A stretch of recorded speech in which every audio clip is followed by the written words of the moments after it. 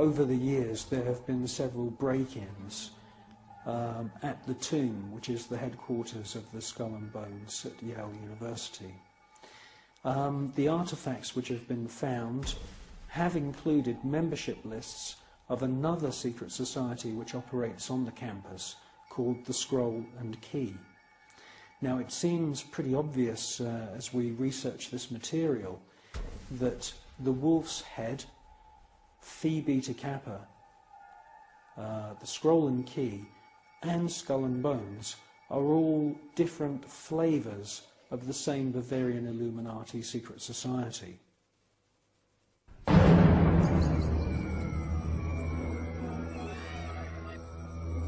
One by one, each new member is thrust to his knees and bows before the devil. A naked woman is ceremoniously assaulted with a dagger. The devil lays each initiate into a coffin, and a ribbon is tied to their genitalia. Everyone is encouraged to divulge their entire sexual life history whilst masturbating. With all their innermost secrets known to the other Bonesmen, the new initiates are threatened with blackmail if they ever reveal the secrets of this Masonic order. At this point, they are dressed in long robes and rechristened with their occult names. The Don Quixote character taps each member on the shoulder with a silver sword and proclaims, "By our order, I dub thee Knight of Eulogia."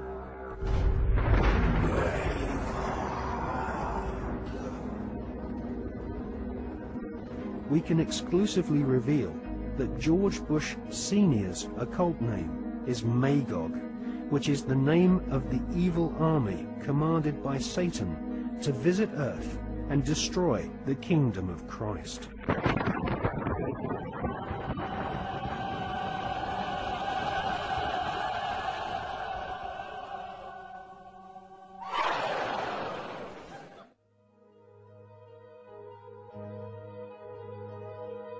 The American Ivy League colleges each have their own branches of the Skull and Bones Brotherhood of Death, indoctrinating the children of America's elite families who go on to become the captains of industry, banking, law, military, and the media. The epicenter of this elite cabal is Yale University. The last 3 presidents attended Yale, as did the terrorist expert Paul Bremer III, who governs Iraq for the Bush-Cheney Skull and Bones elite. Members of the Anglo-American Illuminati network also share the same philosophy. They believe in a single, all-powerful superstate, which is governed by a single world leader. If the Illuminati were successful, and their dream would come true, it would be a virtual hell on Earth. That is what the New World Order is all about. It's a living hell. It's Orwell's worst dream and nightmare.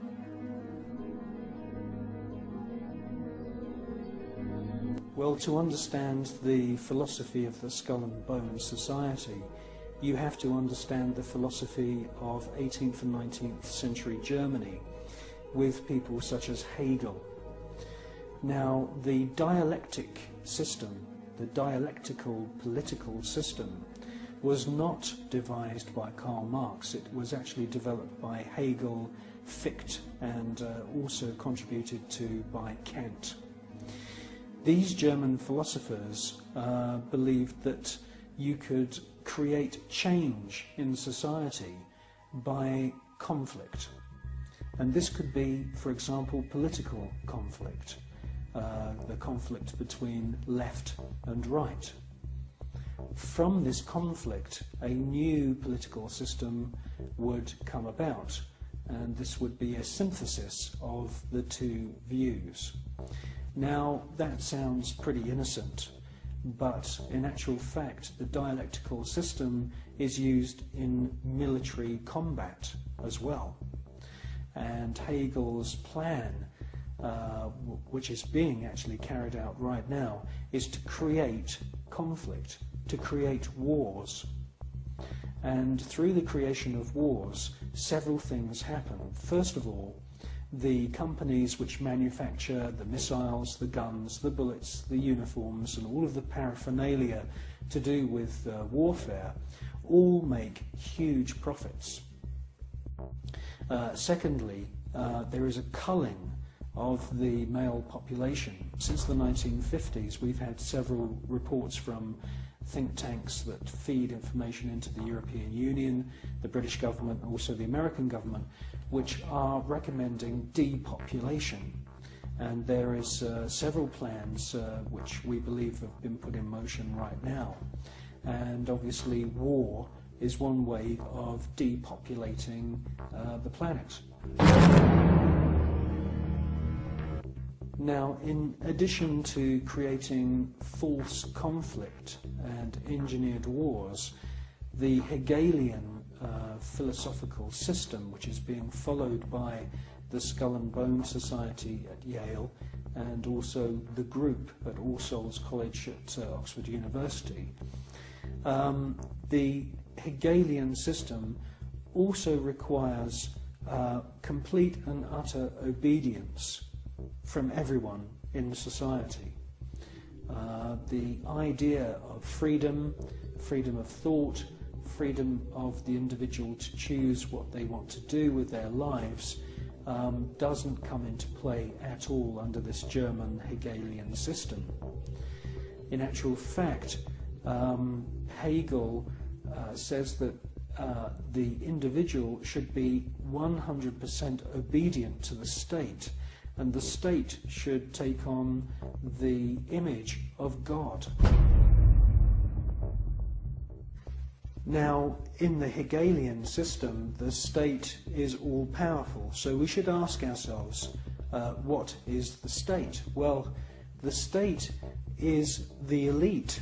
The state is the royal, aristocratic hierarchy who are able to maneuver and live their lives in any way that they choose because they are super wealthy. Now, let's just talk about super wealth and super wealthy people. I can tell you now, after meeting quite a few of them, that they are very, very different to you or me.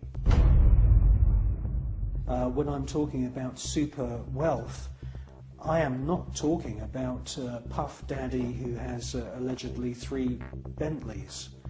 I'm talking about super wealth, family wealth, which was in the millions back in the 19th century.